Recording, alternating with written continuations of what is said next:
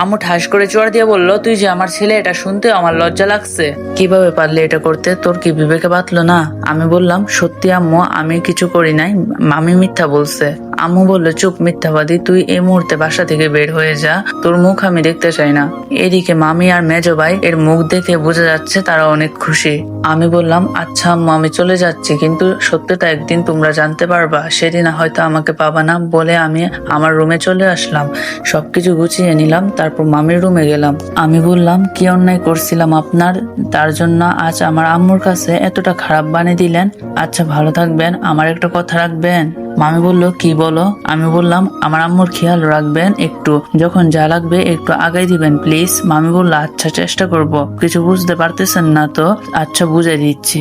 একটু আগে মামির রুমে যাচ্ছিলাম আমার রসায়ন বইটা খোঁজার জন্য, তারপর গিয়ে দেখি আমার মেজো ভাইয়ের গায়ে কোনো কাপড় নাই আর মামি তো উলঙ্গ। আমাকে দেখে চমকে উঠে তারপর মামি আমার কাছে এসে বলে, প্লিজ তুমি কাউকে বলো না, আমার সংসারটা থাকবে না, চাইলে তুমি আর তোমার মেজো ভাই মিলে আমাকে ভোগ করতে পারো।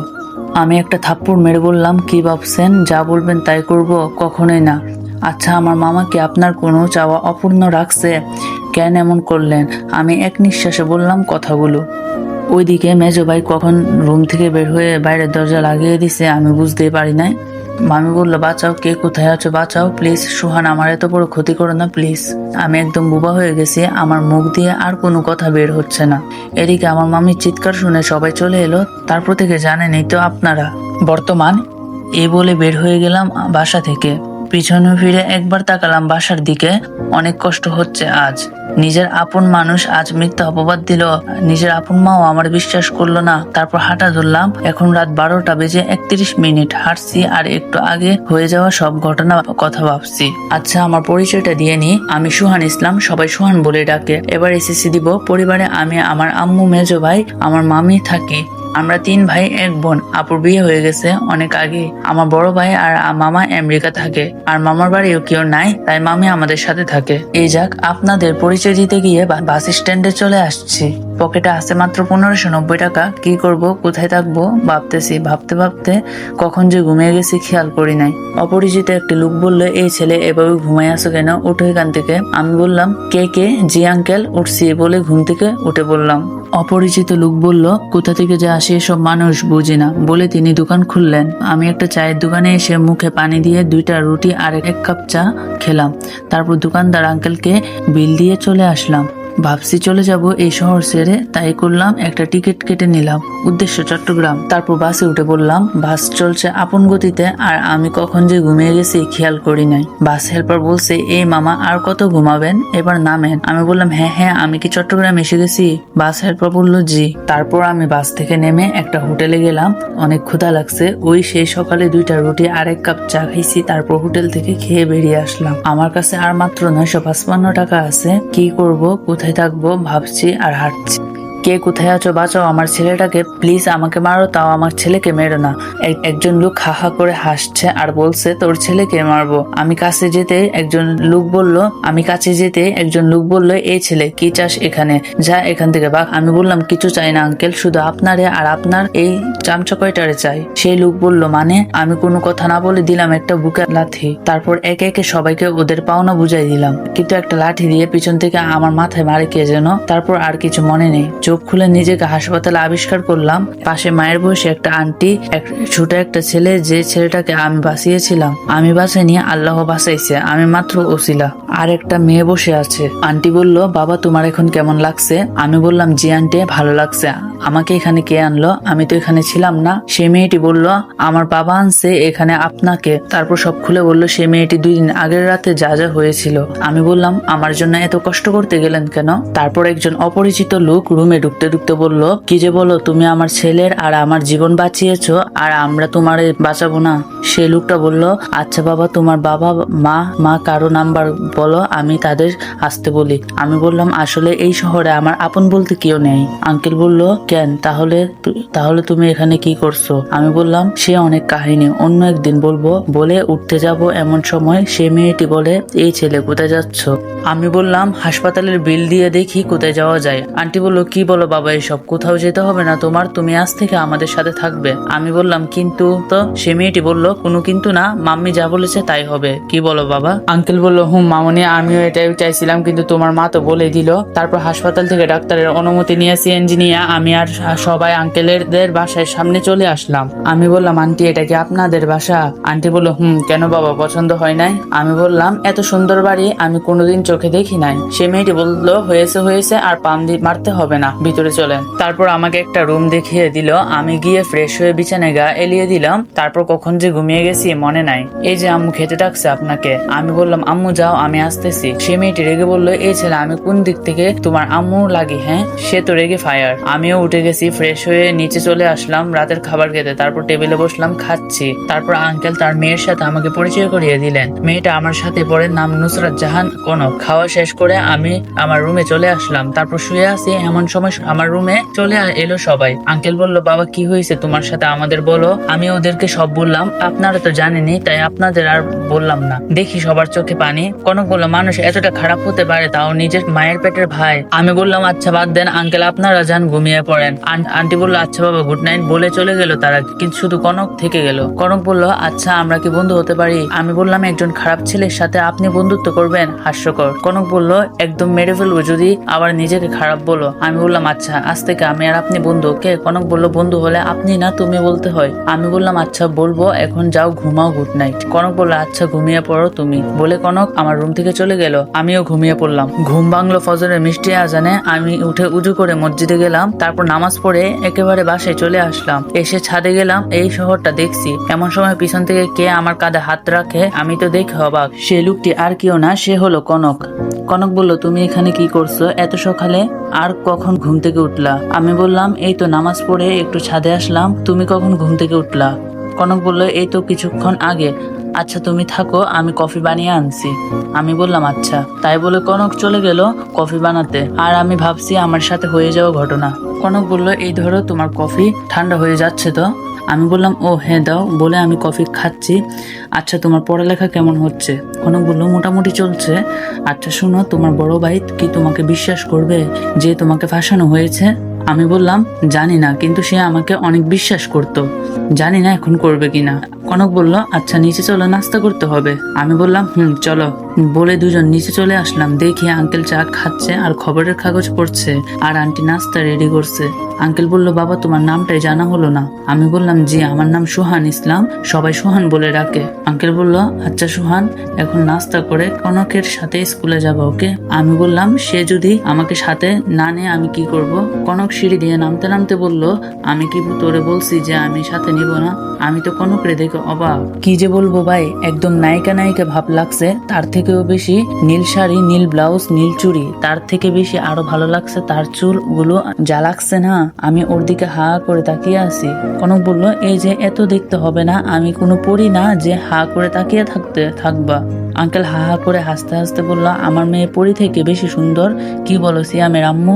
ও হ্যাঁ, আমার তো মনেই নেই। কনকের ছোট ভাইয়ের নাম সিয়াম, এখন মনে পড়লো। আন্টি বলল আমার মেয়ে অনেক সুন্দর। আচ্ছা বাদ দাও, আসো খেতে আসো। বলে সবাই খেতে বসলাম। আমি লজ্জার জন্য খেতে পারছি না, আবার ক্ষুধার জ্বালায় থাকতেও পারছি না। কনক বলল সুহান এটা তোমার নিজের বাড়ি ভাবতে পারো, তাই লজ্জা না পেয়ে পেট ভরে খাও, আবার বেশি খেও না, তাইলে পেট ফেটে সব বাইরে বেরিয়ে যাবে। বলে সে হাসতে লাগলো। আমি তো লজ্জায় শেষ। কি করব, খাবার টেবিল থেকে উঠে রুমে চলে আসলাম। শালা আর আমি বলে বেশি খাই, আমাকে বকা হচ্ছে তাই না?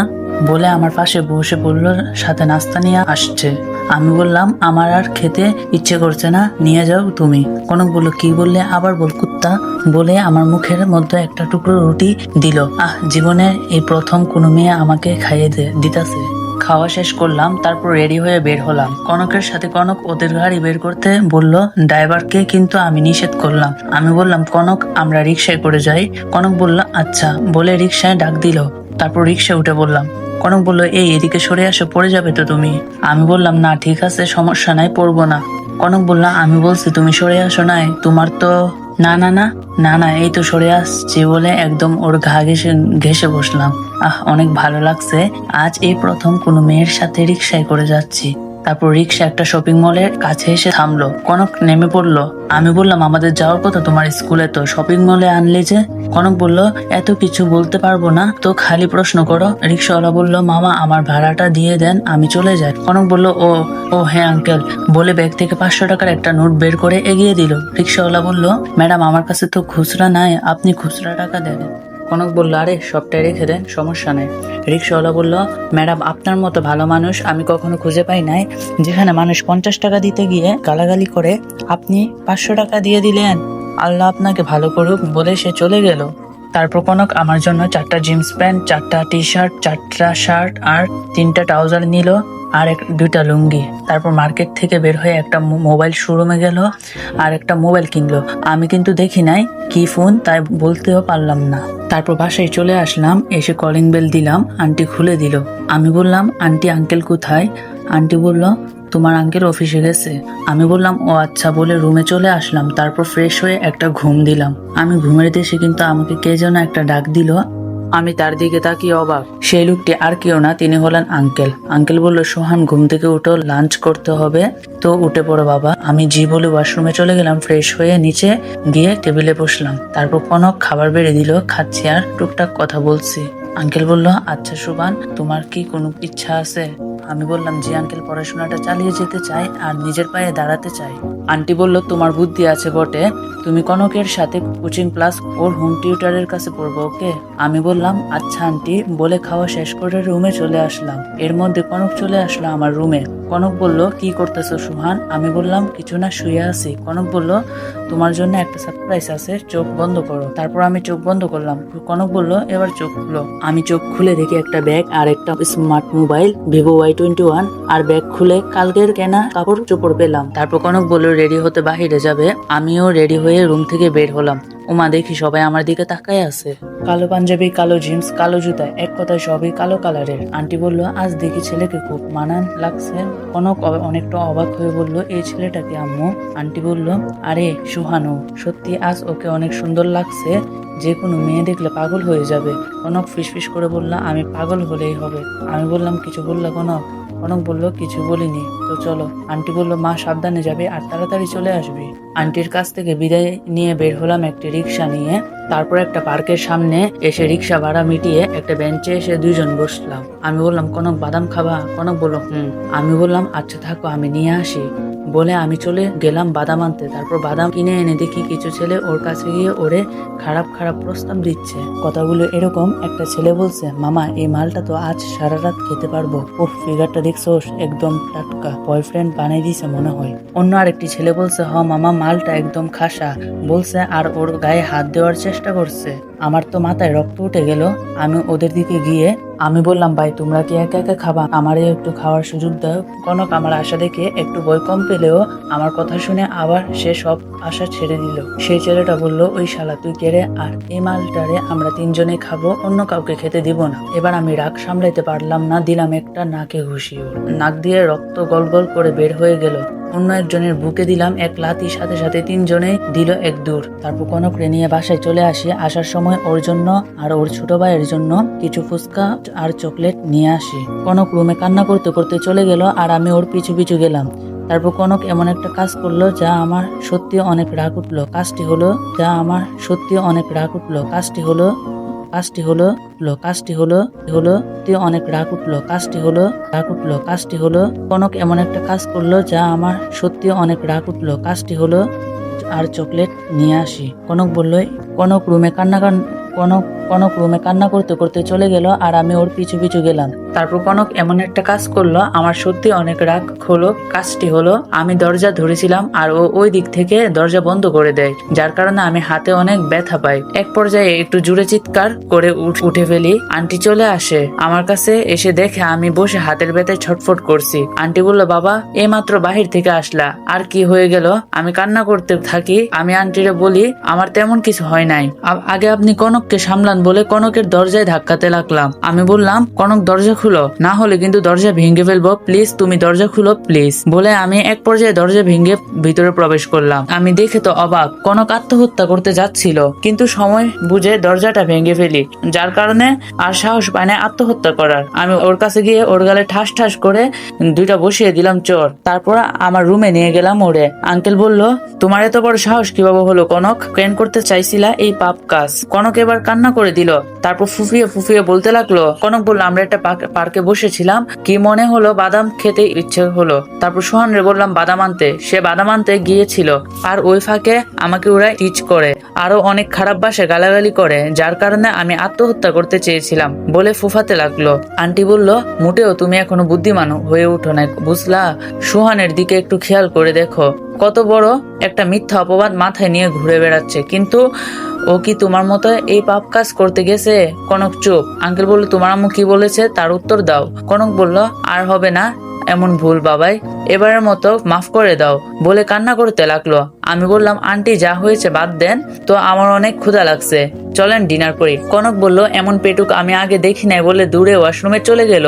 আমি পেটুক তাই না, পরে দেখে নিব বলে নিচে চলে গেলাম। তারপর একটা চেয়ার আগায় নিয়ে বসে পড়লাম। আজ আমার পছন্দের খাবার রান্না হয়েছে, বিরিয়ানি আর ঝাল ঝাল কষা গরুর মাংস, আরো অনেক কিছু রান্না হয়েছে, কিন্তু আমি ওই দুইটা খাচ্ছি। আহ কি টেস্ট, খাচ্ছি আর বলছি। কনক নিচে নামতে নামতে বলল, আমাকে একা রেখে খাওয়া শুরু করে দিলা? আমি বললাম, একটু বেশি ক্ষুধা লাগছিল তাই। তারপর আন্টি কনকের প্লেটে খাবার বেড়ে দিল, সবাই খাচ্ছে আর গল্প করছে। আমি বললাম, আঙ্কেল আপনার অফিস কেমন চলছে? আঙ্কেল বলল, আলহামদুলিল্লাহ অনেক ভালো চলছে বাবা। তা তোমার এখানে ভালো লাগছে তো নাকি মন খারাপ? আমি বললাম, না আমার সত্যি অনেক ভালো লাগছে এখানে, কিন্তু আমার মনের মধ্যে যে কি হচ্ছে আমি জানি শুধু। আজ কয়দিন মা বলে ডাকতে পারি না, মায়ের হাতের রান্না খাই না, ভাবতে ভাবতে দুই ফুটো চোখ দিয়ে নোনা জল বেরিয়ে গেল। আন্টি বলল, বাবা কান্না করছো কেন?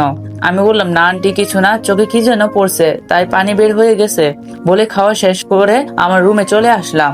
একটা লুঙ্গি একটা টি শার্ট পরে নিলাম, তারপর কনকের দেওয়া ফোনটা হাতে নিলাম, তারপর শুয়ে পড়লাম। অনেকদিন ফেসবুকে যাই না, আজ আইডিটা লগ ইন করলাম। উমা 300+ এস এম এস গুলো এমন ছিল, ভাই আপনি আর গল্প দেন না কেন, অনেক মিস করি আপনারে। আবার আমার কিছু কাছের মানুষ আমার খোঁজ জানতে চাইলো। তারপর আমার চোখ আটকে যায় একটি এস এর দিকে, যা দেখে আমার চোখ কপালে উঠে যায়।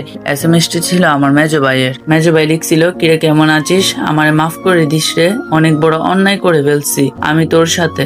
আর একটা কথা কি জানিস, আমি একদিন আমার রুমে বসে টিভি দেখতেছিলাম, আর আমার মামি তখন আমার রুমে এসে আমার কুলে বসে পড়ে। তারপর তিনি ওই খারাপ প্রস্তাব দেয়, আমি যদি ওইটা তার সাথে না করি তাহলে সে এখন চিল্লাচিল্লি করে আমাকে ফাঁসিয়ে দিবে। তাই আমি বাধ্য হয়ে তার সাথে এই নোংরা কাজ করতাম। আর মেন কথা, মামির তো বাচ্চা হয় না, তার কারণে সে আমার কাছে আসতো। আমি তোর কাছে অনেক বেশি অন্যায় করে ফেলেছি, পারলে আমাকে মাফ করে দিস ভাই, আল্লাহ হাফেজ। আর কোনো কিছু লিখলো না। আমি এস টা দেখে সত্যি খারাপ লাগলো, তাই আর কোনো কিছু না ভেবে ঘুমানোর প্রস্তুতি নিলাম। ঘুমিয়ে গেলাম রাত 3:35। এত রাতে আমার ফোনে কে ফোন দিল, আর এটা তো আমার নতুন নম্বর, কে পেলো? এই কথাটা বলে কলটা কেটে দিলাম, কিন্তু আবার কল দিল, কল কেটে দিলাম। সাধারণত আমি কোনো অপরিচিত নাম্বারের কল রিসিভ করি না, তাই বারবার কল কেটে দিচ্ছিলাম। আবার কল দিল, কিন্তু এবার রিসিভ করলাম, করে রাগী কণ্ঠে বললাম, এই আপনার বিবেক বলতে কি কিছু নাই, বারবার কল কেটে দিচ্ছি তাও বিরক্ত করতেছেন? হ্যাঁ, আর এত রাতে কেন ফোন দিছেন, জানেন না এখন মানুষ ঘুমায়? অপরিচিত কণ্ঠে বলল, একটু ছাদে আসবা প্লিজ। আমি বললাম, কে? কনক। কনক বলল, আসো প্লিজ। আমি বললাম, এত রাতে ছাদে কেন, আর আঙ্কেল আন্টি দেখলে খারাপ ভাববে। কনক বলল, কেউ কিছু ভাববে না, আসতে বলছে আসো। আমি বললাম, আচ্ছা আসতেছি বলে ছাদে চলে গেলাম। কি হয়েছে যে এত রাতে আমাকে ছাদে ডাকলা? কনক বলল, সোহান, আমি তোমাকে যেদিন হাসপাতালে বেড়ে দেখি সেদিন তোমাকে আমি ভালোবেসে ফেলি, তোমার এই বুকে সারা জীবন থাকতে চাই। দেবে কি তোমার এই বুকে জায়গা? Love you Sohan, love you so much, do you love me? আমি তো অবাক, মেয়ে কি বলে? কিছু না বলে ওরে বললাম, আমি কখনো কারো কারোর সাথে বিশ্বাসঘাতকতা করি নাই। তোমার বাবা আমাকে এখানে থাকতে দিছে, এমনকি আমার পরিবারের একজন মানে। আমি পারবো না তোমারে ভালোবাসতে, প্লিজ জোর করো না। এ কথাটা শুনে কনক কান্না করতে করতে চলে আসে রুমে। আমিও গিয়ে শুয়ে পড়ি। সকাল 9টা। আন্টি বলল, বাবা উঠে পড়ো, কনকের সাথে নাস্তা করে স্কুলে যাও। আমি ফ্রেশ হয়ে নিচে চলে আসলাম। তারপর নাস্তা করে ওর সাথে বের হলাম। রাস্তায় আমার সাথে একটাও কথাও বললো না। তারপর ওর স্কুলের সামনে এসে রিক্সা ভাড়া মিটিয়ে ভিতরে গেলাম। কনকের আশা দেখে ওর ফ্রেন্ডরা সব এগিয়ে আসে। একজন বন্ধু এসে বলল, কিরে তোর বয়ফ্রেন্ড নাকি? এটা দেখতে তো একদম নায়কের মতো। একটা বান্ধবী বলল, সত্যি এটা তোর বয়ফ্রেন্ড না হলে আমি প্রেম করতাম। ইস, দেখে তো প্রেমে পড়ে গেছি।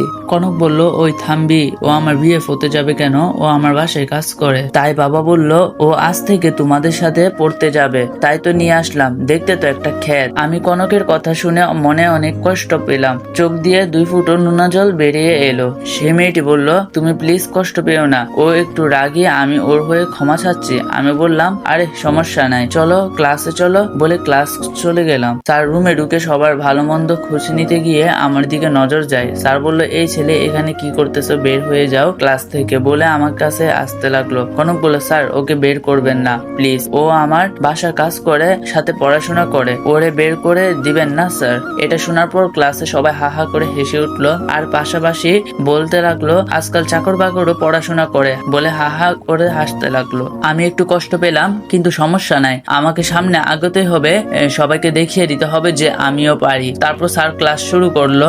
আজ পদার্থ ক্লাস। এবার সবাইকে প্রশ্ন করলো আলোর প্রতিফলনের ব্যাখ্যা দিতে, কিন্তু সবাই চুপ করে থাকলো। আমি বললাম, স্যার আমি বলবো কি, বলে উঠে দাঁড়ালাম। তারপর সব বুঝিয়ে বললাম। তা দেখে কনক সহ সবাই অবাক, সব থেকে বেশি অবাক স্যার। স্যার বললো, তুমি তো দেখছি অনেক মেধাবী, আজ থেকে আমি তোমাকে পড়াশোনার সকল প্রকার সাহায্য করব। তারপর এক এক করে 6টা ক্লাস করে বাসায় চলে আসলাম। এসে ফ্রেশ হয়ে আবার রুমে গিয়ে ঘুমায় পড়লাম। ঘুম ভাঙলো আঙ্কেলের ডাক। আঙ্কেল বলল, বাবা কি হয়েছে তোমার? দুপুরেও খাও নাই, আবার এখনো ঘুমিয়ে আছো? কনক কি কিছু বলেছে তোমাকে? আমি বললাম, না আঙ্কেল, ও কিছু বলে নাই, বলে ঘুম থেকে উঠে পড়লাম। তারপর ফ্রেশ হয়ে খেতে গেলাম। তেমন খেতে পারলাম না, কষ্ট করে খেয়ে রুমে এসে শুয়ে গল্প লিখছি। অনেকদিন পর গল্প লিখতে বসলাম। রাত 12টার দিকে পোস্ট করে ঘুমাই গেলাম। সকালে উঠে স্কুল, তারপর কোচিং, এভাবে চলে আমাদের দিনকাল। দেখতে দেখতে 1 বছর কেটে গেল।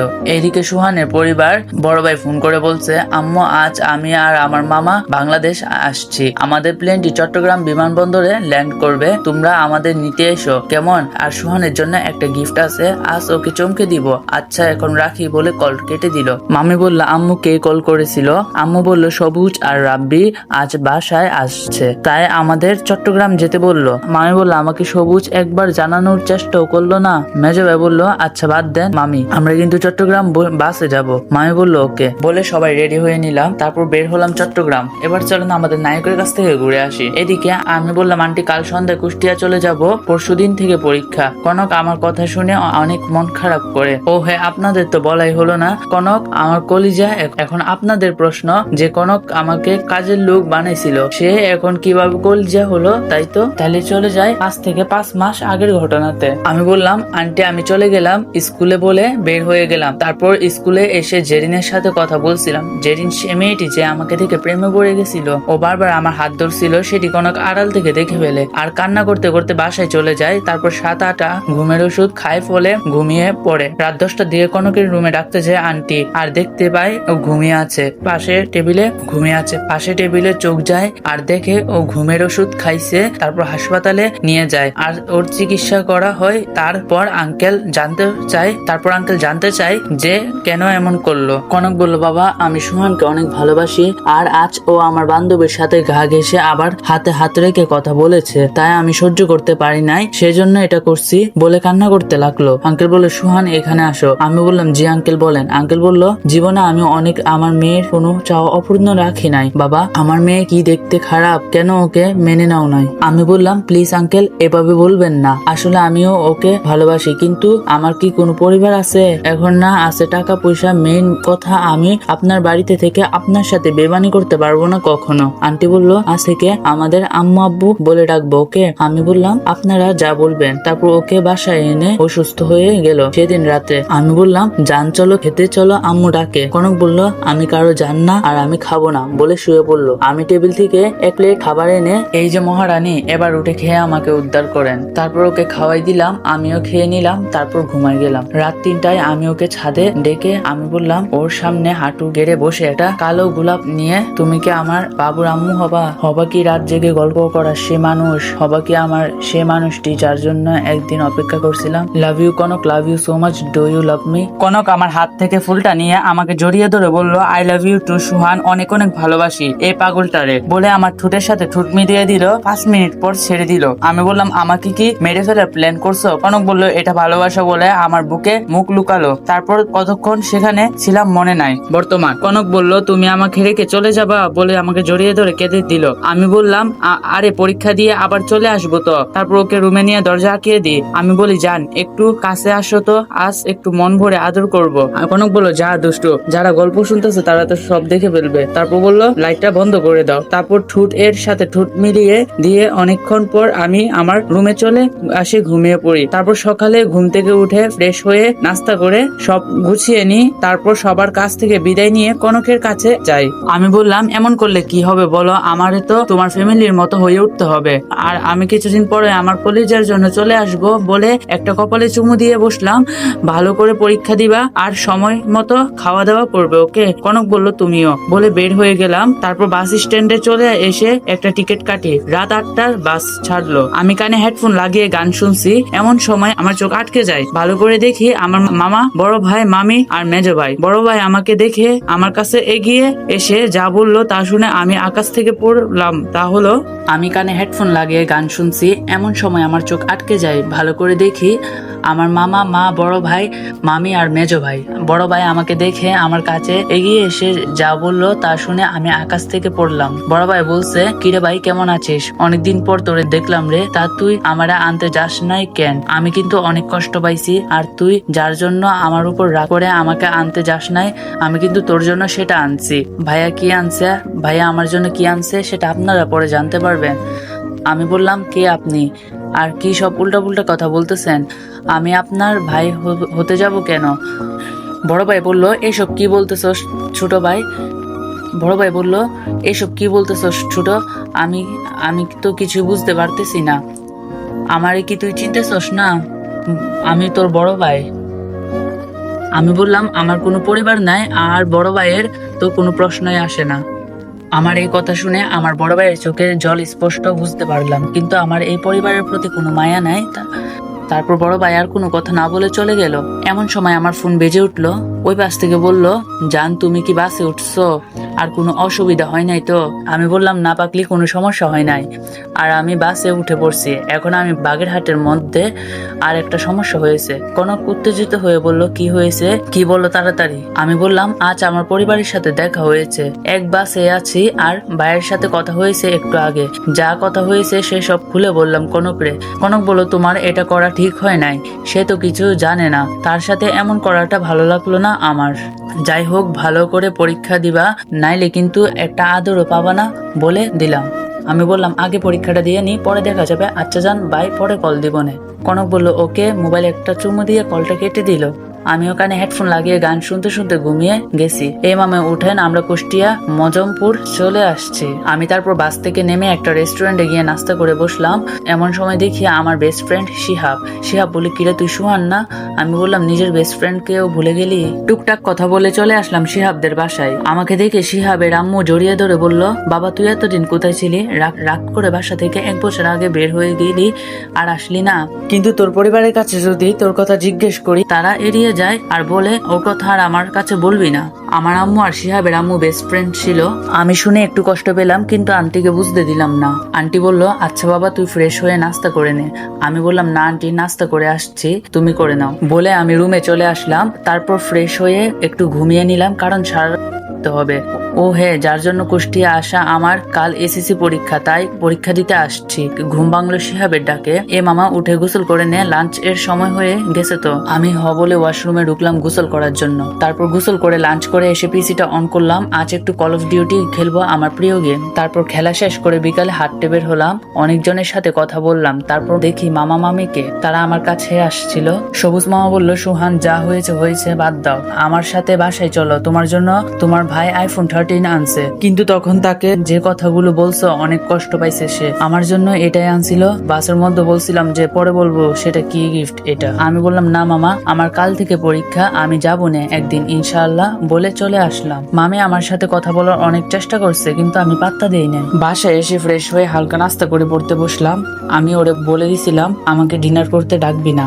পড়া শেষ করে 4:31 বাজে দিলাম কনকরে কল। ও পাশ থেকে বলে আপনার অ্যাকাউন্টে পর্যাপ্ত পরিমাণ টাকা নেই, অনুগ্রহ করে আবার রিচার্জ করে আবার চেষ্টা করুন, ধন্যবাদ। ধুরবাল, বিকাশে চলে গেলাম। আমার বিকাশে 10,090 টাকা আছে জমানো টাকা। ওমা, বিকাশে ঢুকে দেখি 40,799 টাকা। এত টাকা কিভাবে আসলো? কেউ ভুল করে দিয়ে দিল না তো? তাই বলে নোটিফিকেশন চেক করে দেখি আঙ্কেলের নাম্বার থেকে টাকা পাঠানো হয়েছে, তাও রাত 3:34-এ। আমি ভাবছি মেসেজ এলে তো নোটিফিকেশন বাজবে, কিন্তু বাজলো না কেন বলে ফোনের দিকে তাকিয়ে দেখি ফোন সাইলেন্ট করা। তারপর বিকাশ থেকে 109 টাকা রিচার্জ করে দিলাম কনক রে ফোন। কনক বলল এই কে রে, এত রাতে কল দিলি, জানিস না এখন মানুষ ঘুমায়? আমি বললাম আমার ডায়লগ আমারই দিতেছ, তা তোমার আজ পরীক্ষা, তুমি ঘুমিয়ে আছো কেন? কনক বলল না, একটু আগে পড়া শেষ করে ঘুমিয়েছিলাম, আর তুমি দিলা কর, আমার তো ঘুমের 12টা বেজে গেল। আমি বললাম আচ্ছা ভালো, এখন পড়তে বসো বলে কল কেটে দিলাম। তারপর ফজরের আজান দিল, আমি নামাজ পড়তে গেলাম। নামাজ পড়ে একটু হাঁটাহাঁটি করে চলে এসে পড়তে বসলাম। তারপর নাস্তা করে শিহাবরে নিয়ে চলে আসলাম পরীক্ষা দিতে। পরীক্ষা আজ অনেক ভালো হয়েছে, 6 সেট প্রশ্ন কমন। শিহাবেরও অনেক ভালো পরীক্ষা হয়েছে। তারপর বাসে এসে গোসল করে লাঞ্চ করে ঘুমাই গেলাম। দেখতে দেখতে আমার পরীক্ষাটাও শেষ হয়ে গেল। একদিন শিহাবের সাথে নাস্তা করতেছিলাম, এমন সময় কে যেন কলিং বেল বাজালো, তাই দরজা খুলে দিলাম। আমি দেখি আমার মা আর বড় ভাই এসেছে। তারপর তাদের বসতে বললো আন্টি, মানে শিহাবের আম্মু। আমরা নাস্তা করে আমি আমার রুমে চলে গেলাম। আমি আমার সবকিছু গুছিয়ে নিলাম, আজ চলে যাব চট্টগ্রাম। তারা কথা বলছিল। আম্মু বলতেছে বান্ধবী, আমার ছেলের বিয়ে সামনের সপ্তাহে, তোরে কিন্তু আজই যেতে হবে বলে বিয়ের কার্ড হাতে দিল। তারপর আন্টি বলল বাবা সেদিন তুমি হলে আর বিয়ের বয়স হয়ে গেল, তা বাবা তোমার হবু শ্বশুর কেমন আছে? ভাই তো লজ্জায় শেষ, ওখান থেকে বেরিয়ে আসলো। আমি বললাম আন্টি আমি চলে যাচ্ছি বলে আন্টির হাতে 15,000 টাকা দিলাম। আন্টি বলল বাবা এটা কিসের টাকা? আমি বললাম এতদিন আপনার বাসায় থাকছি, তাই বাসা ভাড়া ও খাওয়ার খরচ। আন্টি ঠাস ঠাস করে 2টা চড় আমার গালে বসিয়ে দিল, আর রাগে গলায় বলল তোরে আমি আমার শিহাবের মতো মানি, আর তুই কি না আমার বাসায় 1 মাস থেকে আমার বাসা ভাড়া দিতেছস? তোর কি টাকা বেশি হয়ে গেছে? বলে কান্না করতে লাগলো। আমার মা তো এটা দেখে স্ট্যাচু হয়ে গেছে। আর কোনো কথা না বলে বেরিয়ে আসতে যাব, এমন সময় আন্টি ডাক দিল, বলল আর 10 দিন থাকবি, নাইলে আমার থেকে খারাপ কেউ হবে না বলে দিলাম। আমি আর কথা বলতে পারলাম না, আমার রুমে চলে গেলাম। তারপর সবকিছু রেখে শুয়ে পড়লাম। 5 দিন পর শিহাব বলল মামা রেডি হয়ে নে, আজ বিয়া খেতে যাব। কত সুন্দর সুন্দর মাল দেখতে পারবো বলে হাসিতে ভেঙে পড়লো শিহাব। আমি বললাম তোর বোনটা না সত্যি অনেক হট, একদম 1 নাম্বার মাল। শিহাব রেগে বলল আমার বোনরে তুই মাল বললি, এটা আমি মানতে পারলাম না। আমি বললাম এখানে যত মেয়ে আসবে তাদেরও তো তোর মতো ভাই আছে, তারা কি তাদের বোনকে মাল বলে? শিহাব বলল দোস্ত আমি বুঝতে পারি নাই, বাদ দে, আর বলবো না কোনোদিন, চল এখন বিয়া খেতে। আমি বললাম কার বিয়া রে, বললি না তো? শিহাব বলল সেটা পরে জানতে পারবে, আগে চল। বলে চলে আসলাম। এসে আমি তো অবাক, কারণ আমি আমার বাসার সামনে, মানে আমার বড় ভাইয়ের বিয়ে। শিহাব বলল কিরে হা করে কি তাকাই দেখিস, চল ভিতরে চল। আমি বললাম শিহাব তুই যারে, আমি যাব না, এই বাসায় যেতে ইচ্ছে করে না আমার। শিহাব বলল আমিও যাব না বলে ও বাসার দিকে যেতে লাগলো। ওর অভিমান দেখে আমি রাগ করে থাকতে পারলাম না, বললাম বাসায় যাওয়া লাগবে না, চল ভিতরে চল বলে বাসায় প্রবেশ করলাম। অনেকদিন পর আমার বাসায় ঢুকলাম। তারপর সোজা ভাইয়ের রুমে চলে গেলাম। আমি বললাম আসসালামু আলাইকুম ভাইয়া, ভিতরে আসবো কি? ভাইয়া বললো ওয়ালাইকুম আসসালাম, হুঁ আসো। তারপর রুমের ভিতরে ঢুকলাম। আমি বললাম কেমন আছো ভাইয়া? ভাইয়া বলল অনেক ভালো, তুই? আমি বললাম আল্লাহ যেভাবে রাখছে ওইভাবে আছি। ভাইয়া বলল কিন্তু তুই বাসা ছেড়ে চলে গেছিলি কেন? আম্মু সামান্য মারছিল বলে? আমি বললাম এমনি। এটা বলে আমি আমার রুমে চলে আসলাম। আমার রুমটা কেমন অগুছালো হয়ে আছে, তাই পরিষ্কার করে ওয়াশরুমে গেছি। এমন সময় কনক ফোন দেয়, আর তখন আমার রুমের পাশ দিয়ে শিহাব যেতেছিল। শিহাব কলটা রিসিভ করে। শিহাব বলল আসসালামু আলাইকুম, কে বলতেছেন? কনক বলল ওয়ালাইকুম সালাম, জান আমারে চিনতে পারো নাই? আমি কনক, আজ নতুন সিম লাগালাম। শিহাব বলল সরি আমি সোহান না, আমি ওর বন্ধু। কনক বলল সোহান কোথায় গেছে, ওর কিছু হয় নাই তো বলে কান্না করে দিল। তারপর আমি ওয়াশরুম থেকে বের হয়ে বললাম কে রে ফোন দিছে? তারপর শিহাব বলল জানি না, দেখ তোর খোঁজ করতেছে। তারপর আমি বললাম হ্যালো কে বলতেছেন? কনক বলল কুত্তা, আমি তোর বউ বলতেছে, আমারে চিনতে পারস নাই? তুই খালি একবার আমার কাছে আয়, তারপর তোরে কি করি দেখ। আমি বললাম আরে আমার বউ দেখি রাগও করতে জানে, আমি আসলে তোমার নাম্বার খেয়াল করি না, এমন আর হবে না জান। কনক বলল আবার যদি হয় তোর খবর খারাপ করে ছাড়বো বলে দিলাম। আমি বললাম বউটা এখন কি করে? কনক বলল বসে আসি জান, তুমি কি করো? আমিও বসে আছি, লাঞ্চ করছো? কনক বলল না, তুমি? আমি বললাম আগে গিয়ে খেয়ে আয়, নয়তো তোর সাথে কথা নাই। এমন সময় আমার রুমে আমাকে ডাকতে আসলো একটা মানুষ, যা দেখে আমি অবাক হয়ে যাই। তিনি হলেন আমার মা। মা বললো, কেমন আছো সুহান? আমি বললাম, ভালো, আপনি কেমন আছেন? আম্মু বললো, ভালো নাই, কিন্তু তুমি বাসা থেকে চলে গেলে অনেক ভালো থাকবো আমি চাই না কোনো বাজে ছেলে আমার ছেলের বিয়েতে এসে কোনো মেয়ের সর্বনাশ করুক। আমি তোমায় হাত জোর করে বলছি, তুমি বাসা থেকে চলে যাও প্লিজ। আমি বললাম, আচ্ছা চলে যাচ্ছি, সমস্যা নাই, কিন্তু আমি আমার পরিবারকে ভালো রাখতে চাই। আমি যেমনই থাকি না কেন, আমার পরিবার ভালো থাকতে আমিও ভালো থাকবো। বলে আম্মুর হাতে একটা গিফটের প্যাকেট ধরিয়ে দিলাম আর বললাম, এটা ভাবির জন্য। তারপর কষ্টে সেখান থেকে চলে আসলাম। এসে আমি বাসের টিকিট কেটে নিলাম, তারপর রাতে ডিনার করে বাসে উঠলাম। সকাল 8টায় কনকদের বাসার সামনে এসে কলিং বেল চাপ দিলাম।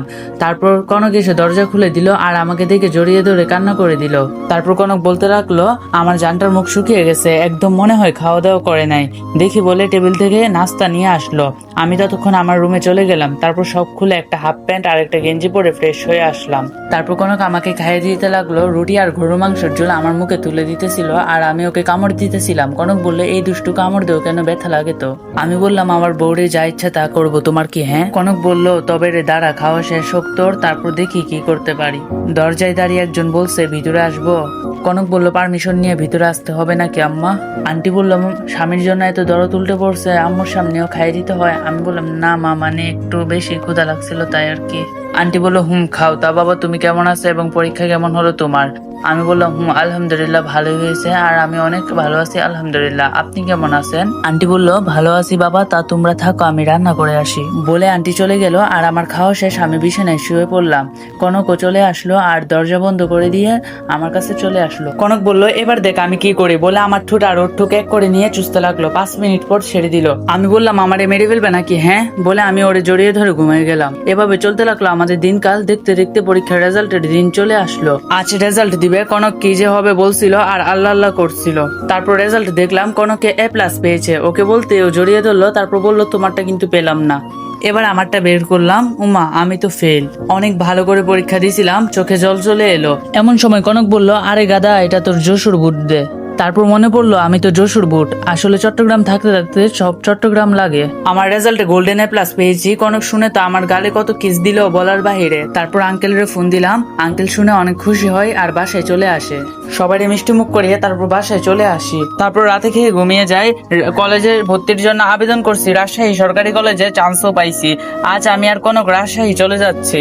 তারপরে এসে একটা বাসা ভাড়া নিলাম, ওখান থেকে একসাথে আমরা কলেজে যাই। এভাবে চলতেছে আমাদের দিনকাল। দেখতে দেখতে HSCও শেষ হয়ে গেল।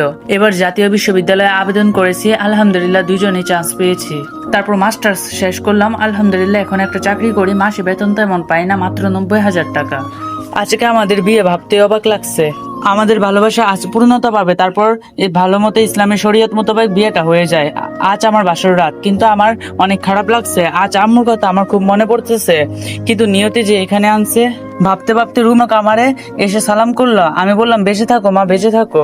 এটা শোনার পর কনক যা করলো আমি তা কল্পনাও করি নাই। তা হলো, আমার গালে একটা ঠাস করে চোর মেরে বলল, কুত্তা, আমি তোর মা লাগি? হ্যাঁ। বলে বিছানাতে চলে আসলো।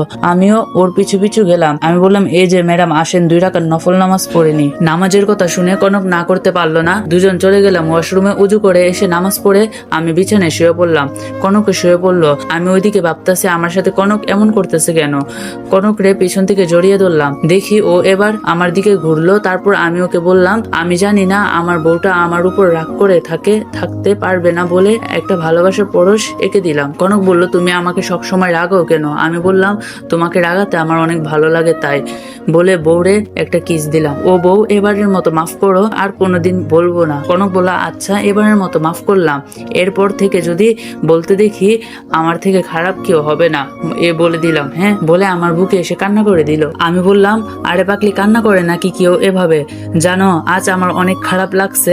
আজ আমার একটা ভুলের কারণে আমার পরিবারের কাছে আমি খারাপ। কনক বলল, আমার জান রে, আমি কষ্ট পেতে দিব না, আমি আমার ভালোবাসা দিয়ে সবটুকু ভুলিয়ে দিব। আচ্ছা জান, আমাকে একটা জিনিস দিবা? আমি বললাম একটা না 1000টা দিব। বলো কি রাখবে? কনক বলল আমি তোমার বাবুর আম্মু হতে চাই বলে আমার বুকে মুখ লুকালো। আমি বললাম ও এ ব্যাপার, আচ্ছা এটা কাল হবে, আজ ছাদে চলো বলে ওকে কুলে তুলে নিলাম। তারপর ছাদে চলে আসলাম, এসে ওর কুলে মাথা দিয়ে শুয়ে আছি আর ও আমার মাথায় হাত বুলিয়ে দিতেছে আর ওর জীবনের সুখ দুঃখের সব কথা বলল।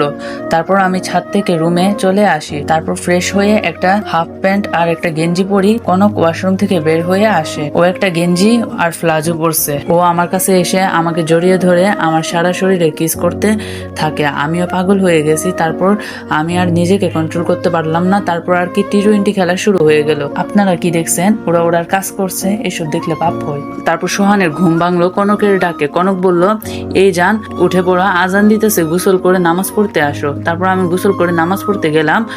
নামাজ পড়ে হাঁটাহাঁটি করে বাসে চলে আসি। তারপর রুমে গেলাম। কি ব্যাপার কনক রে, দেখছি না কেন, কই গেল ও?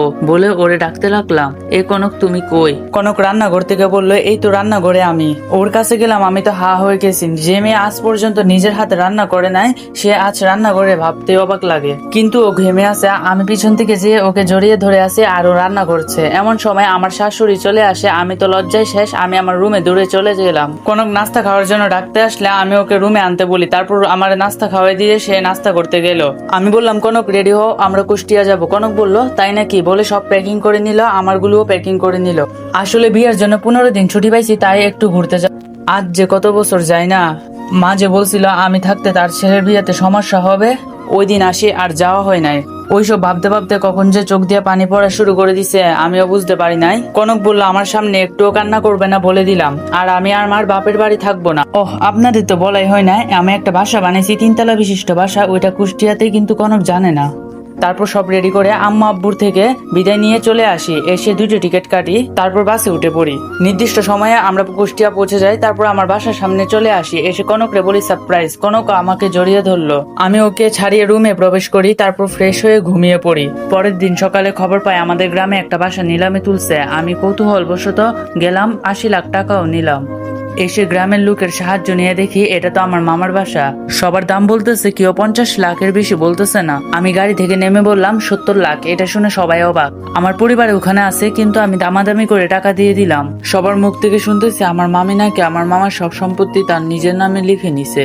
আমার মা আমারে দেখে আমার কাছে দূরে আসলো। এসে আমারে কান্না করতে করতে বলল আমারে মাফ করে দিস বাবা, আমি না বুঝে তোকে এই 10 বছর আগে বাসা থেকে বের করে দিই, কিন্তু পরে তোর মেজো ভাই সত্যি কথা বলে। তারপর থেকে আমি তোরে খোঁজা শুরু করি, কিন্তু কোথাও পাই নাই। চলুন কি হয়েছিল সেদিন যে আমার মেজো ভাই সব সত্য কথা বলে দিয়েছিল জেনে আসি। সকালবেলা ভাইয়ের বুকের বাম পাশে ব্যথা করতেছে বলে চিৎকার করে উঠে আর বাসার সবাই চলে আসে। দেখতে পাই ভাইয়া উমন করে পড়ে আছে। এমন সময় ভাইয়া বলে উঠে আমি একটা সত্য কথা বলবো আজ, যদি না বলে আমার মৃত্যু হয় পরে আমি নিজেকে কখনো ক্ষমা করতে পারবো না বলে বলতে লাগলো। সেদিন ছোট ওই কাজ করছিল না। সেদিন ছিলাম আমি আর মামি। ও ওর বই খুঁজতে ওর রুমে আসে আর আমাদের দেখে ফেলে, যার কারণে মামি ওকে কুপ্রস্তাব দেয়, কিন্তু ও মামিকে চড় মারে আর আমি এই সুযোগে বাইরে থেকে আটকিয়ে দিই। তারপর তো তোমরাই বিচার করলে বলে চুপ হয়ে পড়লো, কারো কোনো কথা বলা না দেখে ওকে হাসপাতালে আনা হয়। ওর চিকিৎসা করা হলো। বর্তমান প্লিজ বাবা আমাকে মাফ করে দেয়, আমি আর পারছি না বলে আমার পা জড়িয়ে ধরতে যাবে, অমনি আমি তাকে জড়িয়ে ধরে কেঁদে দিলাম। তারপর বললাম আমি কারো উপর রেগে নেই মা, আমি সবাইকে মাফ করে দিছি। মা বললো চল আজ বাসায় চল। আমি বললাম আচ্ছা যাচ্ছি। আপনারা হয়তো ভাবছেন আমাকে এত কষ্ট দিল আর আমি মাফ করে দিলাম, কারণ আমাদের নবী আমাদের মাফ করতে শিখাইছে, প্রতিশোধ নিতে না, তাই মাফ করে দিলাম। আমি আমার বাসার সামনে, ভাবতে অবাক লাগছে। ভিতরে প্রবেশ করতে যাব এমন সময় একজন মেয়ে আমার কাছে এসে বলে কে আপনি আর কি চাই? বয়স হবে 8 বছর। যাই হোক আম্মু ছিল কাছে, যার কারণে আমি ঢুকতে পারি। আমি আমার শেষ চিরজানা রুমে গেলাম। আমি গিয়ে অবাক, আমার রুম অমনি আছে আর মনে হয় প্রতিদিন আমার রুম কেউ গুছিয়ে রাখে। যাই হোক আমি ফ্রেশ হয়ে নিলাম। এর মধ্যে কনক আমারও অনেকগুলো কল দিয়ে আমি রিসিভ করতে পারি নাই, কারণ আমি ওয়াশরুমে ছিলাম। এসে ফোন দিলাম। আমি বললাম বলো কি হয়েছে?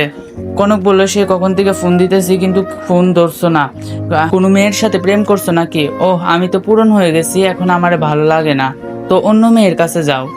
আমি রাগ করে ফোন কেটে দিলাম। কনক আমারে চিনলো বলে আম্মু খেতে ডাকলো। আম্মু বললো বাবা খেতে আয়, তোর জন্য সবাই অপেক্ষা করছে। আমি খাবার টেবিলের সামনে গিয়ে বললাম আমি আপনারা মাফ করছি বলে যে এই বাড়িতে খেতে হবে তা না। 10টা বছর আমার জীবন থেকে ফিরিয়ে নিছেন, পারবেন ফেরত দিতে? সেদিন যদি আমার শ্বশুর আমারে তার বাড়িতে জায়গা না দিত তাহলে আমি এতদিন এত দূরে আগাতে পারতাম না। আম্মু বলল, আমাদের তো ভুল হয়ে গেছে বাবা, আমরা তো তোর কাছে মাফ চাইছি, আর এ হলো তোর ভাবে পরিচিত হয়ে নে। আমি বললাম, সেদিন কি বলছিলেন তোর মতো চরিত্রহীন আমার ছেলের বিয়েতে গিয়ে আবার কোন মেয়ের সর্বনাশ করবে, বেরিয়ে যা বাড়ি থেকে। সেদিন বাবার জন্য খুব কষ্ট পেয়েছিলাম, কারণ সবাই সব থেকে বেশি আমাকে বাবা ভালোবাসতেন। আর আজ পরিচিত হতে বলছেন, জানি না আজ আমার টাকা দেখে কি আমাকে পরিচিত হতে দিতেছেন। ভাবি বলল, আচ্ছা আপনি কে আর কি বলতেছেন এগুলো, আমি তো কিছু বুঝতে পারছি না। আর আমার স্বামীর তো কোনো ছোট ভাই নাই, তারা তো 2 ভাই। আমি বললাম, আজ থেকে 10 বছর আগে আমি তাদের সন্তান ছিলাম, ভাই ছিলাম, কিন্তু আমাকে মিথ্যা অপবাদ দিয়ে বাসা থেকে বের করে দেয় আমার মামি আর মেজো ভাই।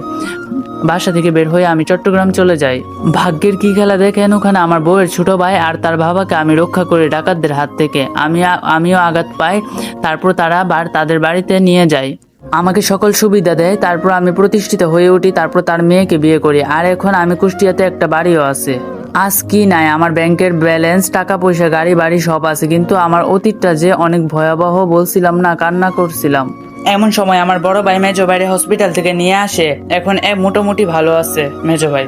আমাকে দেখে সে পা ধরে মাফ চাইলো। আমি বললাম, সেদিন কি অন্যায় করছিলাম যার কারণে একটা ছোট ছেলেকে মিথ্যা অপবাদ দিয়ে বাসা থেকে বের করে দিছিলেন, বলে আমি চলে আসতে যাব। এমন সময় ভাইয়ের মেয়ে আমার হাত ধরে বলে, চাচ্চু তুমি কোথায় যাচ্ছ?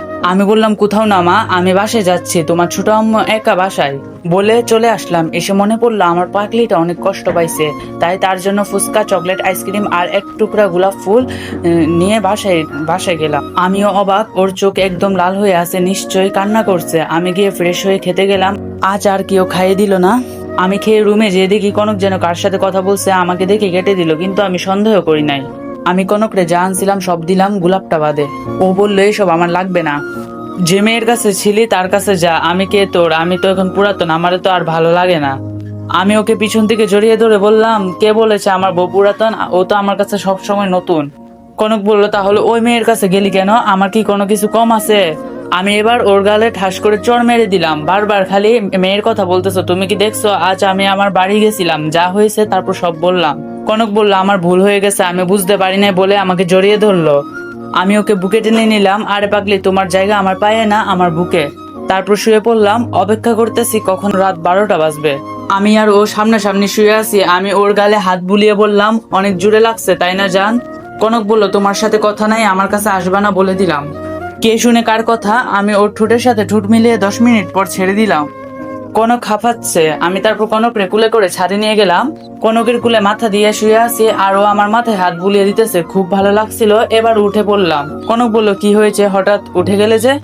আমি দৌড়ে রুমে চলে আসলাম, ফুলটা নিয়ে আবার ছাদে চলে আসলাম। এসে ওরে দিলাম ফুলগুলো। তারপর কনক আর আমি রুমে চলে আসি, তারপর ডুবে যাই ভালোবাসার সাগরে। সকালবেলা আমার ঘুম ভেঙে যায়, দেখি কনক ওয়াশরুম থেকে বের হচ্ছে, শরীর ভেজা, আর আমি থাকতে পারলাম না, গিয়ে জড়িয়ে ধরলাম। কনক বলল, এই 7 সকালে কি শুরু করলা, সারা রাত ঘুমাতে দাও না, এখন আবার শুরু করছো? এমন সময় আমার ফোন বেজে উঠে। আমি রিসিভ করতে ও পাশ থেকে যা বললো তা শুনে আমার পা মাটি থেকে সরে যায়। কথাটি হলো, আমার মা নাকি হসপিটালে, তার প্রেশার বেড়ে গেছে, অনেক খারাপ অবস্থা। আমি শুনে দূরে চলে যাই, হসপিটালে গিয়ে সোজা আম্মুর কেবিনে চলে যাই, কিন্তু আম্মু এখনো ঘুমিয়ে আছে। আমি পাশে বসে আছি, আমার পাশে পরিবারের সবাই আছে, মামি ছাড়া। এমন সময় কনক চলে আসে আমার কাছে, এসে আমারে বলে, আম্মুর কি এখনো জ্ঞান ফেরে নাই? আমি বললাম, না, তুমি এখানে বসো। কনক বলল, আচ্ছা। আমার চোখ দিয়ে অজরে পানি পড়ে যাচ্ছে। তারপর দুপুর 3টায় মার জ্ঞান ফিরলো। আমি মার কাছে গিয়ে বললাম, মা আমাকে মাফ করে দাও, আমি বুঝতে পারি নাই। আম্মু বললে, এখানে তোর কোনো দোষ নাই রে বাবা, এখন কি সব বাদ দিবে নাকি? আমার মাকে বলতে না দিয়ে কনক মার মুখ চেপে ধরলো। কনক বলল, আর যেন এমন কথা না শুনি মা। আম্মু বললে, এটা কে রে বাবা? ভাবি বলল, ওইটা আপনার ছোট বৌমা। আমি তো লজ্জায় শেষ। আম্মু বলল, আমার না জানিয়ে বিয়ে করে নিলি, আমি মানতে পারলাম না, কিন্তু যা হওয়ার হইতে গেছে, কিন্তু তোদের বিয়ে আবার হবে। সবাই এবার বলে উঠলো, ঠিক বলেছেন, ওরা আবার বিয়ে হবে। এমন সময় বড় ভাই আর মেজো ভাই বলে উঠলো, আমাদের সাথে কি কথা বলবি না? আমি দৌড়ে গিয়ে তাদের জড়িয়ে ধরলাম আর কান্না করে দিলাম। তারপর আম্মুকে নিয়ে বাসায় চলে আসলাম। আমরাও আমাদের বাসায় চলে আসলাম। তারপর দিন সবকিছু আমাদের বাসায় নিয়ে গেলাম, আবাসপত্র সহ প্রয়োজনীয় সব। সবাই মিলে সব ঠিক করে সন্ধ্যা হয়ে গেল। এবার সবাই রাতের খাবার খেয়ে নিলাম, যেহেতু দুপুরে খাওয়া হয় নাই। তারপর সবাই ড্রয়িং রুমে বসে কথা বলছিলাম। বড় ভাই বলল, তা কনক, তোমার বাবা মা কেমন আছে, ফোন দিছো কি? কনক বলল, জি ভাইয়া ভালো আছে, কিন্তু এখনো ফোন দেই নাই। আম্মু বলল, এখনই ফোন দাও ফার্স্ট। কনক বলল আচ্ছা আম্মু বলে ফোন দিল। আর আমি বসে থাকতে ভালো লাগতেছে না, তাই আমি আমার রুমে চলে আসি। আর অনেক বছর গেম খেলা হয় নাই, পিসিটা অন করলাম, মনের ইচ্ছা মতো গেম খেলছি। এদিকে কনক ফোন দিল তার বাবার কাছে, তারপর আম্মু ফোনটা নিয়ে নিল। ওই পাশ থেকে বলল কিরে মা কেমন আছিস? আম্মু বলল আসসালামু আলাইকুম বিআই সাহেব, কেমন আছেন? কনকের আব্বু বলল আলহামদুলিল্লাহ ভালো আছি, কিন্তু আপনি কে? আপনাকে তো চিনলাম না। আম্মু বলল আমি সুহানের আম্মু। কনকের আব্বু বলল কিন্তু এসব কিভাবে হলো? ওকে তো বাড়ি থেকে বের করে দিছিলেন, কিন্তু এখন? আম্মু বলল যাই হোক সব ভুলে যান ভাই, আমি কনক আর সুহানের আবার বিয়ে দিতে চাই। আপনি কি বলতেছেন? কনকের আব্বু বলল আরে এটা তো ভালো প্রস্তাব, আচ্ছা সামনে শুক্রবার ওদের বিয়ে, কি বলেন বিআইন? আম্মু বলল আচ্ছা বিআইন, তা বিআইন কেমন আছে? কনকের আব্বু বলল জি ভালো আছে। আর তা আমার মা কেমন আছে? আম্মু বলল কনকও ভালো আছে। কনকের আব্বু বলল তাহলে সব ঠিকঠাক করি, আর আমি কনকরে কালকে আনতে যাবো না। আম্মু বলল আচ্ছা ভাই বলে কল কেটে দেয়। আর কনক আমার রুমে চলে এসে দেখে আমি গেম খেলছি, আমার কুলে এসে বসে। কনক বলল জান আমি কাল চলে যাবা। আমি বলি কোথায় যাবা? তারপর কনক সব বুঝিয়ে বলে। এটা শুনে আমি কান্না করে দিই, কারণ এক মুহূর্ত আমি কনকরে ছাড়া ভাবতে পারি না। কনক বলল জান 7 দিনেই তো, তারপর থেকে তো আমি সারা জীবন তোমার কাছে থাকবো। আমি বলি কিন্তু? কনক বলল কোনো কিন্তু নয়, আর এক সপ্তাহ আমারে পাবা না, তাই আজকে সারা রাত যা ইচ্ছা তাই করে ফেলো বলে সুহানের মুখে মুখ লুকায়। তারপর সুহান কনকরে কুলে করে বিছানে নিয়ে যায় আর ইচ্ছা মতো কিস করতে থাকে। কনকের নিঃশ্বাস গরম হয়ে যায়। তারপর সুহান কনকের কাপড় খুলে ফেললো। কনক এর নাভি আজ খুব আকর্ষণীয় লাগছে, তাই ইচ্ছে মতো কিস করে সুহান। তারপর যা হবার তাই হয়। তারপর দুজনকে জড়িয়ে ঘুমিয়ে যায়। সকালে সুহানের ঘুম ভাঙে কনকের ডাকে। তারপর সুহান গোসল করে নামাজ পড়ে বাইরে হাঁটাহাঁটি করে চলে আসে। তারপর নাস্তা করে ঘুমিয়ে পড়ে। ঘুম ভাঙলো ভাবির ডাকে।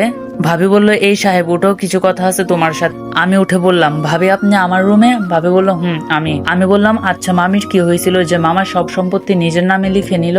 এমন সময় ভাবি যা বললো তা শুনে আমার মাথা ফুল গরম হয়ে গেল, কারণ মামি নাকি মামাকে টাকার জন্য মানুষের সামনে জুতা দিয়ে পিটছিল।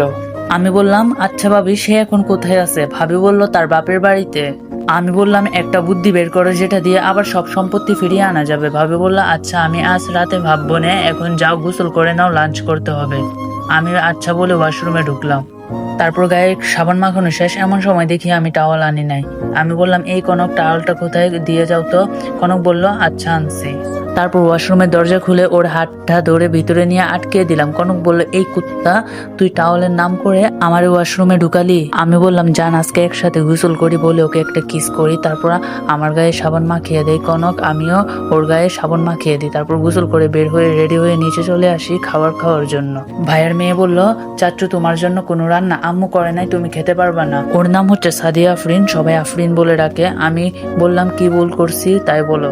আফরিন বলল কাল এখানে আসছো, আমার সাথে একটাও কথা বলো নাই, আর আমার জন্য চকলেট আইসক্রিম কিছুই আনো নাই। আমি বললাম ও এই ব্যাপার, ছোট আম্মু একটু পর বাসায় চলে যাবে, তারপর তোমাকে নিয়ে ঘুরতে যাব।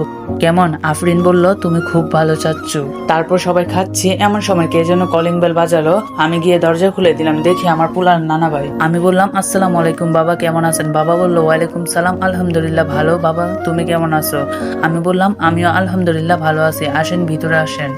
তারপর সবাই খাওয়া শেষ করলো, যে যার রুমে চলে গেল। আমি আমার রুমে গিয়ে দেখি আমার পাকলি বউটা কান্না করছে আর রেডি হচ্ছে। আমি পিছন থেকে জড়িয়ে ধরে বলি এই পাকলি কান্না করছো কেন? মাত্র 7 দিনেই তো, একটু কষ্ট করে যান। কনক বলল আমি তোমাকে ছাড়া থাকতে পারবো না যান বলে কান্না করতে থাকে। আমি ওর কপালে কিস করে বললাম আমরা প্রতিদিনে ফোনে কথা বলবো না পাকলি। কনক বলল যদি কোনো মেয়ের দিকে তাকাস আমি যাওয়ার পর তোর খবর করে ছাড়বো বলে দিয়ে গেলাম। তারপর ও আমার কপালে একটা চুমা দিয়ে বাবার সাথে বের হয়ে গেল। আমিও ঘুমিয়ে গেলাম। ঘুম ভাঙলো ভাবির ডাকে। ভাবি বলল এই সুহান সন্ধ্যা হয়ে গেছে তো, আর কত ঘুমাবি, উঠ এবার। আমি বললাম জি ভাবি বলে উঠে ওয়াশরুমে গিয়ে ফ্রেশ হয়ে আসলাম। একটু নাস্তা করলাম, তারপর বাইরে বের হলাম। আজ অনেকদিন বাইরে বের হই না। তারপর আড্ডাখানায় গিয়ে দেখি সবাই আছে। সুমন বলল কিরে কেমন আছস, আর সে কবে বাড়ি থেকে গেলি আর আসলি না? এমন সময় শিহাবের ফোন। আমি রিসিভ করতে ওই পাশ থেকে বলল মামা কই আছো? আমি বললাম 4 রাস্তার মোড়ের পাশের গলিতে। শিহাব বলল থাক আমি আসছি বলে কল কেটে দিল। আমিও দোকানে বসলাম। মামা একটা চা দেন তো বলে একটা কলা রুটি খেতে লাগলাম। তারপর খাওয়া শেষ করে দেখি শিহাব বলে কিরে মামা খুশির খবর আছে? আমি বললাম কি হয়েছে? শিহাব বলল রাফিয়ার সাথে আমার প্রেম হয়েছে মামা। আমি বললাম তাই নাকি, ট্রিট দে। শিহাব বলল আচ্ছা চল বলে রেস্টুরেন্টে চলে আসলাম। তারপর মনের মতো অর্ডার দিয়ে খেলাম। তারপর বিল পে করে বাসায় চলে আসলাম। এসে দরজা খুলে দিল একজন। আমি তো দেখে অবাক, সে হলো আমার আপু, তার নাম হলো কাকলি আক্তার রিয়া। আমি বললাম আসসালামু আলাইকুম আপু, কেমন আছো? আপু বললো ওয়ালাইকুম সালাম বলে রুমে চলে গেল। আমি ভাবছি আমার সাথে হয়তো রাগ করছে। তারপর আমি আমার রুমে গিয়ে ফ্রেশ হয়ে ঘুমানোর প্রস্তুতি নিলাম। কখন যে ঘুমিয়ে গেছি খেয়াল করি নাই। এদিকে কনক আর তার বাবা রিক্সা করে বাস স্ট্যান্ড আসতেছিল। এমন রিক্সায় উঠছে সে চালাইতেই পারছে না। এটা দেখে কনকের বাবা একটু রাগ হলো আর বলল রিক্সা চালাতে পারো না তো চালাতে যাও কেন? রিক্সাওয়ালা বলল স্যার আমাদের যে চালাইতে হবে, না হলে খাবো কি? কনক একটু অবাক হলো আর সন্দেহ করলো। কনক বলল আচ্ছা আপনার পরিবারে কে কে আছে? রিক্সাওয়ালা বলল ম্যাম আমার এই দুনিয়ায় আপন বলতে কেউ নাই, ছোটবেলা থেকে বাপ মাকে দেখি নাই। ছেলেটার কথা বলার স্টাইল দেখে সামাজ সাহেব মানে কনকের বাবা বলে আচ্ছা তোমার কেউ নাই? রিক্সাওয়ালা বলল আমার একটা দাদু ছিল, কিন্তু সে আমাকে ছেড়ে চলে গেছে আজ 7 দিন। তার পেশায় আমি এখন আসি। আমার দাদু নাকি আমাকে মজমপুর পাই, তারপর থেকে তার কাছে থাকতাম, কিন্তু আজ সেও নাই বলে ছেলেটা কান্না করে দিল। এতক্ষণে তারা বাস স্ট্যান্ডে চলে এসেছে, ভাড়া দিতে যাবে। এমন সময় সামাদ সাহেবের চোখ আটকে যায় নাইমের গলার দিকে, মানে নাইমের জন্মদাগ। সামাদ সাহেব বললেন এটা কিসের দাগ তোমার গলার নিচে? নাইম বলল জি স্যার ওইটা আমার জন্মদাগ। কেন? অমনি নাইম রে জড়াই ধরে চিৎকার করে বলতে থাকে বাবা তুই কোথায় ছিলি এতদিন? তোরে আমি অনেক খুঁজেছি কিন্তু পাই নাই, আমারে মাফ করে দিস। কনক আর নাইম তো দেখে অবাক, কি হচ্ছে এগুলো? কনক বলল বাবা তোমার তো একটাও ছেলে নাই, তাহলে ইনিকে? কনকের আব্বু বলল এসব পরে হবে বাবা, তুই চল এখন আমাদের সাথে। নাইম বলল আমি যেতে পারবো না, আমি যে আপনার ছেলে তার প্রমাণ কি? কনকের বাবা বলল প্রমাণ লাগবে, তাহলে তোর জামাটা খুল, দেখ ওখানে একটা দাগ আছে, ছোটবেলায় কেটে গেছিল। নাইম জামা খুললো, তারপর কনক বলল দেখো সত্যি সত্যি পিঠে দাগ আছে। তারপর আর বুঝতে বাকি রইলো না। নাইম বলল আচ্ছা আমি যাচ্ছি, কিন্তু দাদুর এগুলো কে দেখবে? তারপর একজন পরিচিত লোককে তার সকল দায়িত্ব দিয়ে নাইমের সার্টিফিকেট সহ মাস্টার্সের বইগুলো নিয়ে তারা বাসে উঠে পড়ে। সঠিক সময় তারা পৌঁছে যায় চট্টগ্রাম। তারপর রিক্সা করে বাসায় চলে আসে। এসে বাসার সামনে এসে বলে ম্যাডাম এটা কি আপনাদের বাসা? কনক বলল জি। তারপর কলিং বেল বাজলো, কনকের খালামণি দরজা খুলে দিল। কনক এই ছেলেটা কি আর এখানে যে? কনক বলল এটা আমার ভাইয়া, আর নাইমের রুম দেখিয়ে দেওয়া হলো। তারপর সে ফ্রেশ হয়ে নিচে চলে এলো। সবাই রাতের খাবার খাচ্ছে। সাদমান সাহেব বলল বুঝলা কনক তোমার ছোট ভাই তোমার আপন ভাই না। নীলে চলে যাওয়ার পর তুমি ছিলা অনেক ছোট, তারপর একদিন তোমার ছোট ভাইরে নিয়ে আসি, সেটা তোমার খালার জন্য।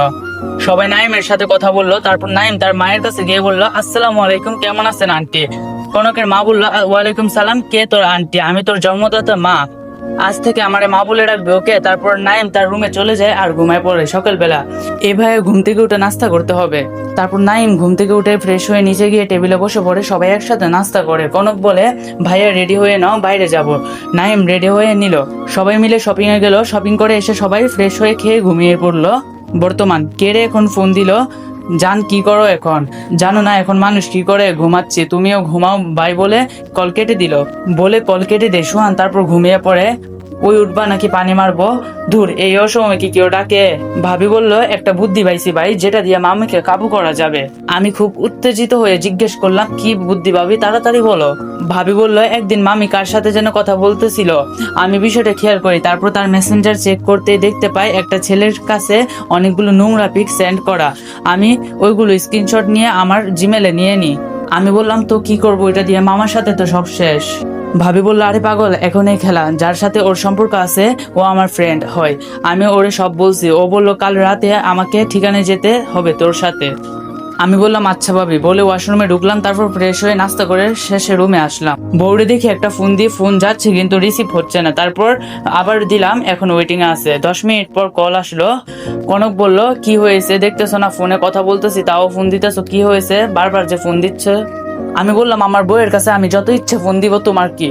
কনক বলল হয়েছে হয়েছে, কি বলবা তাড়াতাড়ি বলো। আমি বললাম এত বিজি বলে ফোন রেখে দিলাম। তারপর ভাবির রুমে আসলাম। মামুনি তুমি না ঘুরতে যেতে চেয়েছিলা, চলো এখন ঘুরে আসি আমরা। আমি বললাম ভাবি আমার আম্মুকে রেডি করাই দাও। তারপর ভাবি রেডি করাই দিল। আমি আর আফরিন বের হয়ে গেলাম বাসা থেকে।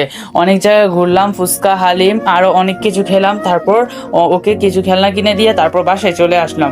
গোসল করে খাওয়া দাওয়া করে শুয়ে আসি। এমন সময় আম্মু আমার রুমে। আম্মু বললো সোহান রেডি হয়ে শপিং করতে যেতে হবে। আমি রেডি হয়ে নিলাম। তারপর সবাই বের হয়ে আসলাম, নিজেদের বাসার গাড়ি নিয়ে বের হয়ে পড়লাম। তারপর শপিং করে আস্তে আস্তে রাত হয়ে গেল। বাসায় এসে ফ্রেশ হয়ে ঘুমিয়ে গেলাম। আজ সকালে ঘুম ভাঙলো জান্নাতের ডাকে। জান্নাত আমার খালাতো বোন। ওই শালা উঠ, সে কখন থেকে তোরে ডাকছি উঠ বলছি। ঘুম ঘুম চোখে আমি বললাম তোরা কখন আসলি রে? জান্নাত বলল এইমাত্র আসলাম, দেখি তুই ঘুমাচ্ছিস, তাই ডাকলাম। তোর যে আজ গায়ে হলুদ মনে আছে? আমি বললাম আমার মনে নাই তো, তোর মনে আছে শালি, তুই নিচে যা। বলে আমি ফ্রেশ হয়ে নাস্তা করে নিলাম। তারপর ভাবিরা আসলো আমার গোসল করানোর জন্য। গ্রামে এটা বেশি হয়। আমার এক ভাবি বলে প্যান্ট খুলে লুঙ্গি পরে নে। আমি তো লজ্জায় শেষ। তারপর লুঙ্গি পরে গোসল করাই দিল। আবার ঝামেলা, এখন টাকা না দিলে কিছু পড়তে দিবে না। তাও 1 টাকা না 5,000 টাকা। কি আর করব, আম্মুরে বললাম আমার মানি ব্যাগ থেকে দিতে। তারপর গায়ে হলুদ শেষ হলো। এখন ভাবির সাথে সেই লোকটি দেওয়া ঠিকানায় যাব। তারপর দুজন বের হয়ে পড়লাম, নির্দিষ্ট স্থানে চলে আসলাম।